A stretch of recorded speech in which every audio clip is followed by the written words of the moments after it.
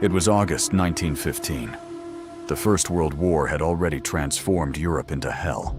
Across the continent, millions of soldiers were trapped in endless trench warfare. Machine guns cut down men by the thousands. Artillery turned entire landscapes into craters.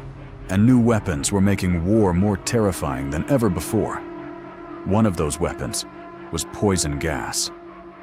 Deep on the Eastern Front, Germany had been trying for months to capture a Russian fortress called 𝐀𝐓𝐓𝐃𝐄𝐊.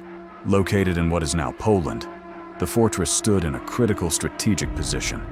It blocked Germany's path deeper into Russian territory. And despite repeated attacks, the Russians refused to surrender. German artillery bombarded the fortress again and again and again. Some shells were so powerful, they left craters the size of buildings. Still, 𝐀𝐓𝐓𝐃𝐄𝐊 stood.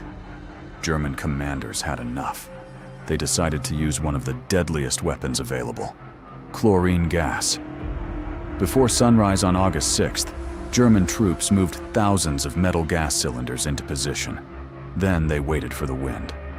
Finally, the order was given. 12,000 canisters were opened at once. A massive green cloud began drifting toward the Russian defenses. Slowly, silently, like death itself moving across the battlefield. And chlorine gas is not a quick death. The gas attacks your lungs immediately. It mixes with moisture inside your body, creating hydrochloric acid. Your throat begins burning. Your eyes feel like they're on fire. Every breath becomes agony. And slowly, your lungs begin dissolving from the inside. The Russian defenders had almost no gas masks. Most had nothing but pieces of cloth pressed against their faces. They were completely exposed. As the cloud engulfed the fortress, men began collapsing everywhere. Some dropped instantly. Others screamed while gas filled their lungs. Blood poured from mouths. Eyes burned shut. Entire sections of the defense line disappeared beneath the poison. Even nature was dying. Trees turned black. Grass withered instantly. Birds fell dead from the sky. The Germans looked at the devastation and smiled. There was no way anyone had survived. The fortress was theirs. Confident the battle was finished, around 7,000 German infantry soldiers began advancing, their rifles ready, marching forward to claim victory. Then, everything changed. From inside the poisonous fog, movement, shapes began appearing, slow at first, barely visible, then closer and closer. The Russians were still alive, or at least what remained of them. Around 100 surviving soldiers emerged from the gas cloud. They no longer looked human. Their uniforms were torn apart by chemical burns. Their skin had turned pale. Blood covered their faces. Many had wrapped bloody cloth around their mouths. Witnesses said some soldiers were coughing so violently, they were spitting pieces of destroyed lung tissue onto their uniforms. These men should have been dead already. But instead of retreating, they fixed bayonets and charged. Picture the scene. You're a German soldier. You just watched poison gas wipe out an entire defense line. You know nobody could survive.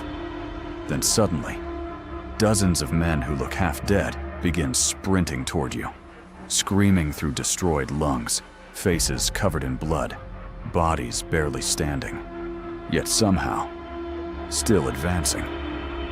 The German front line froze. Panic spread instantly. Some soldiers dropped their rifles. Others began screaming. Entire units turned around and ran. Thousands of German soldiers began retreating in total chaos. Men trampled each other trying to escape.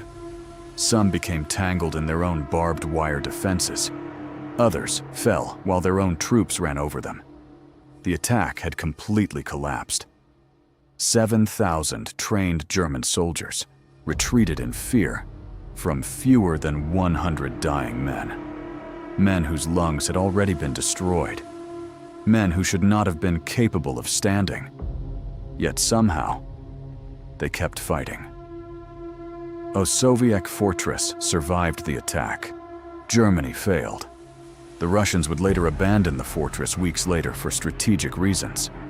But what happened that morning would become legendary. Because on August 6, 1915, Germany didn't face ordinary soldiers.